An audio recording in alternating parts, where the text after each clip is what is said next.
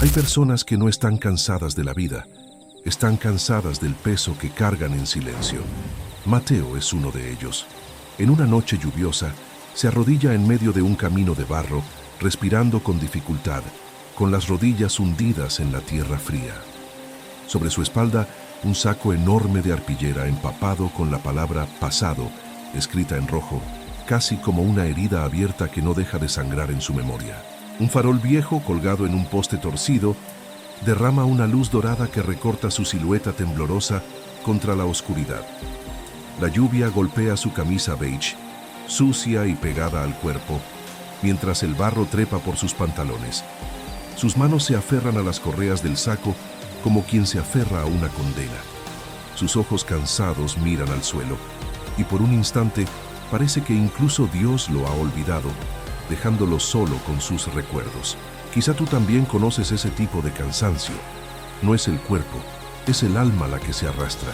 No es que la vida sea siempre imposible, es que se vuelve pesada cuando la recorres cargando culpas, errores y heridas que casi nadie sabe. Mateo siente que cada gota de lluvia trae de vuelta una escena, un nombre, una palabra que desearía no haber dicho. Y aunque está de rodillas en el barro, la verdad es que lleva años de rodillas por dentro, sin saber cómo levantarse. El despertador suena antes de que el cielo comience a aclararse, pero Mateo ya lleva rato despierto, mirando el techo y sintiendo el peso del saco en la espalda, aunque todavía esté colgado en la pared. Se lava la cara con agua fría, se pone la misma camisa gastada y sale rumbo al taller donde trabaja. En el camino saluda a los vecinos con un gesto amable, practica la sonrisa que usa para que nadie note que por dentro está agotado. En el taller, el ruido de las máquinas y el olor a aceite llenan el aire. Mateo arregla bicicletas viejas, motores que otros dieron por perdidos, herramientas que nadie se molestó en reparar.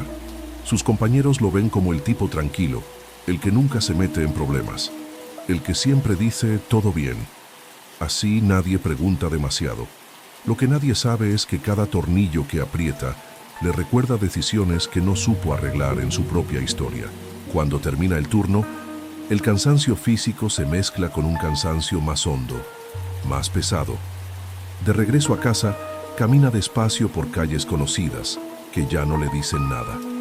Vive en un cuarto pequeño, con paredes húmedas y una cama en la que ha pasado demasiadas noches sin dormir.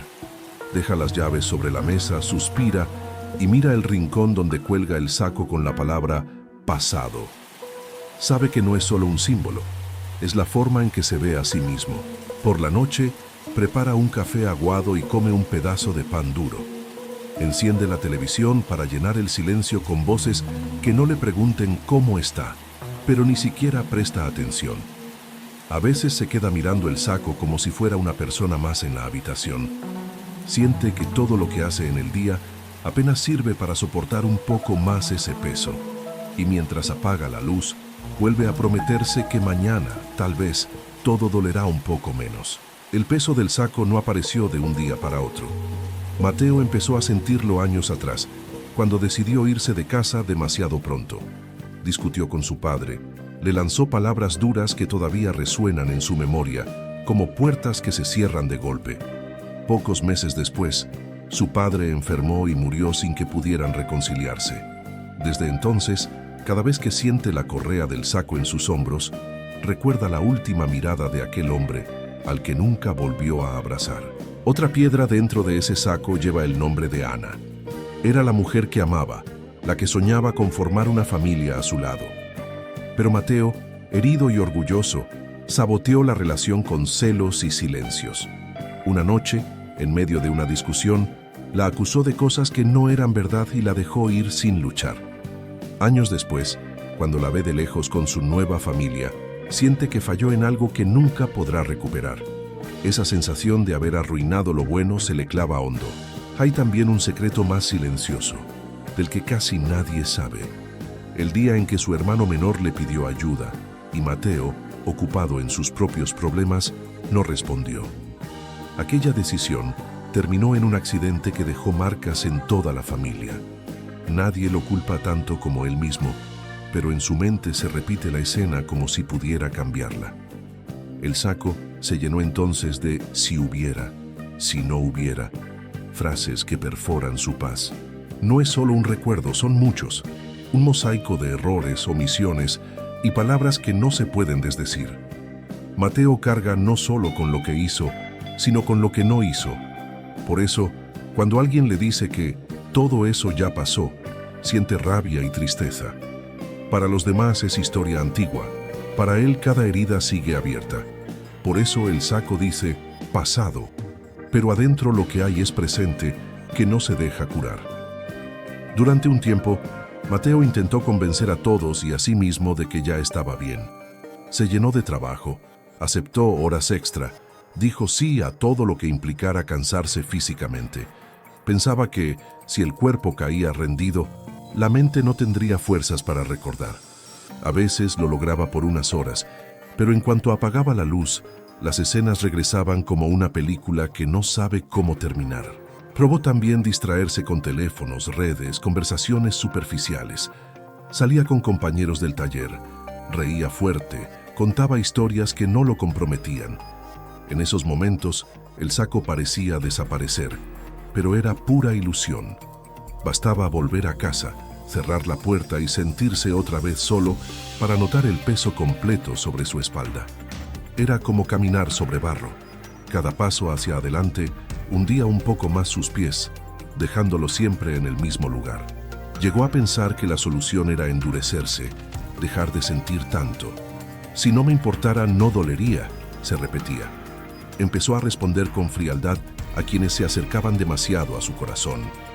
Se volvió experto en cambiar de tema cuando la conversación tocaba la familia, el amor o el perdón. Por fuera se veía más firme. Por dentro, solo estaba levantando muros para que nadie viera que se sentía al borde de romperse. Lo más doloroso era cuando alguien lo felicitaba por su responsabilidad o su fuerza. Él sonreía, pero en su mente se escuchaba una voz cruel. Si supieran quién eres de verdad, no dirían eso. Cada avance que lograba, cada cosa buena que conseguía, parecía chocar contra una pared interior de culpa. Era como si el pasado llevara un registro detallado de todo, dispuesto a arruinar cualquier intento de comenzar de nuevo. Una tarde, al salir del taller, el cielo se oscureció más rápido de lo normal. Comenzó una lluvia fuerte, de esas que parecen descargar años acumulados. Mateo decidió caminar igual, con el saco en la espalda, porque sentía que quedarse quieto lo ahogaría. Mientras avanzaba, un auto pasó demasiado cerca y el agua de un charco lo empapó por completo. El peso del saco se multiplicó y por un momento sintió que sus rodillas no resistirían. Se apoyó en una pared, respirando con dificultad. En ese instante recibió un mensaje de su madre. Le mandaba una foto antigua, de cuando aún estaban todos juntos, y un texto corto. «Te extraño, hijo». Mateo abrió la imagen y se vio más joven, sin saco, sin ojeras, con una sonrisa que ya no recuerda cómo se siente. De repente, toda la culpa por las palabras que dijo, por las veces que no estuvo, cayó sobre él como un golpe directo al pecho. Allí, bajo la lluvia, sintió un pensamiento oscuro. Tal vez sería más fácil no seguir. No era un plan detallado, era una tentación de dejar de luchar, de dejarse caer en el barro y no levantarse más. Se preguntó si alguien realmente notaría su ausencia o si en el fondo el mundo sería un lugar más ligero sin él. Esa idea lo asustó, pero también le pareció extrañamente descansada, como una puerta abierta en medio de tanto cansancio. Y si mientras escuchas esto, sientes que este peso también es tuyo, quédate hasta el final y suscríbete, porque lo que viene puede ser el inicio de algo nuevo para tu corazón. Porque en ese mismo momento, cuando Mateo estaba a punto de rendirse, algo inesperado ocurrió. Una voz, sencilla y firme, lo llamó por su nombre desde la puerta de una pequeña casa cercana, iluminada por una luz cálida que contrastaba con toda la tormenta. Quien lo llamó fue doña Elvira, una vecina mayor a la que apenas conocía de vista. Vivía en la esquina, en una casa humilde, siempre con una planta nueva en la ventana. «Ven, muchacho, te vas a enfermar ahí afuera», le dijo, haciendo un gesto para que se acercara. Mateo dudó, avergonzado por su aspecto empapado y por el saco en la espalda, pero sus piernas ya no tenían fuerzas para discutir. Caminó hasta la puerta, arrastrando los pies. Dentro de la casa el ambiente era sencillo pero cálido. Había olor a sopa recién hecha y a pan tostado. Doña Elvira le alcanzó una toalla y una taza de té caliente. No preguntó de inmediato, no lo interrogó. Solo se sentó frente a él, con sus manos arrugadas apoyadas en las rodillas, y lo miró con esos ojos que parecen haber visto demasiadas tormentas. «Llevas tiempo pasando por aquí doblado, hijo», dijo al fin. «¿Cuánto piensas seguir cargando eso solo?» Mateo intentó bromear, minimizar, decir que solo estaba cansado, que no era nada. Pero esa noche algo en él estaba demasiado roto para seguir fingiendo. Las palabras comenzaron a salir desordenadas. Habló de su padre, de Ana, de su hermano, de las oportunidades que siente que destruyó.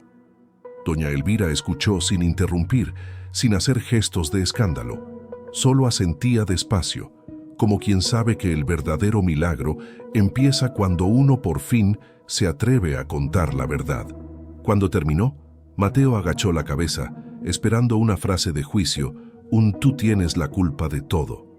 Pero lo que escuchó fue diferente.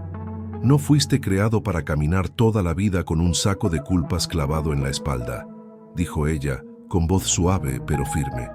«El pasado no se borra, pero se puede entregar. Y cuando lo entregas, deja de ser cadena para empezar a ser maestro. Dios no te hizo para arrastrarte, te hizo para levantarte, aunque te cueste creerlo ahora». Las palabras de doña Elvira se le quedaron clavadas como pequeñas luces en medio de la oscuridad.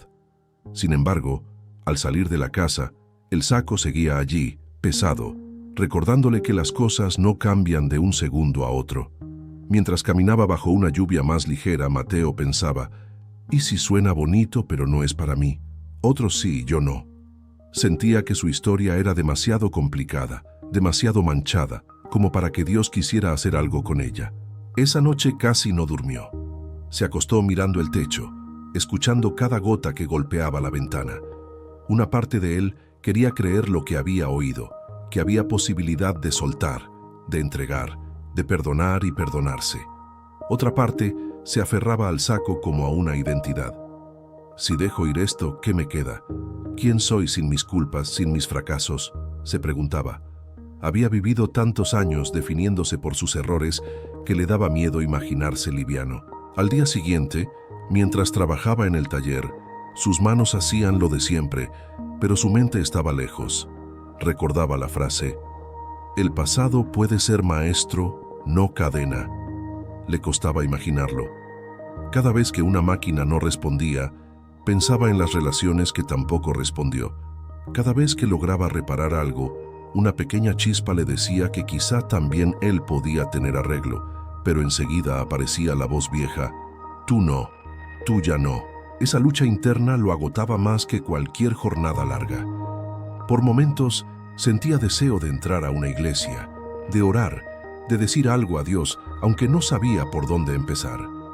Por otros, se burlaba de sí mismo y pensaba que era tarde para eso. Y sin embargo, aunque discutía con la idea, no podía negar que algo se había movido.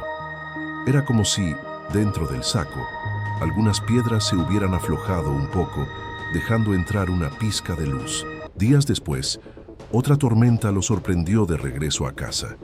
El cielo estaba casi negro, el viento soplaba fuerte y las calles se llenaron de charcos y hojas volando. Mateo apretó el paso, pero el barro hacía que sus pies se hundieran más de lo habitual. Cada vez que levantaba una pierna, sentía que el saco lo tiraba hacia atrás. El agua fría le golpeaba la cara y por un momento le pareció escuchar risas del pasado mezcladas con el rugido del viento. En medio de ese caos, tropezó con una piedra oculta en el barro y cayó de rodillas. El golpe fue tan fuerte que por un segundo se quedó sin aire. El saco se deslizó hacia un lado, empujándolo casi contra el suelo.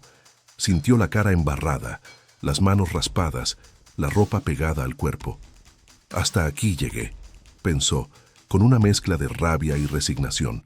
No había nadie alrededor, solo la lluvia, el frío y ese peso enorme que parecía querer enterrarlo allí mismo. Con la frente contra el barro, recordó las palabras de doña Elvira. El pasado se puede entregar. Le pareció una frase absurda mientras el agua le entraba en la boca y en los ojos. ¿Cómo se entrega algo que ya pasó?, murmuró entre dientes. Pero al mismo tiempo, sintió que no tenía nada más que perder. Si seguía como hasta ahora, convertiría el resto de su vida en un castigo interminable. Y si lo intentaba, al menos podría decir que no se rindió sin pelear.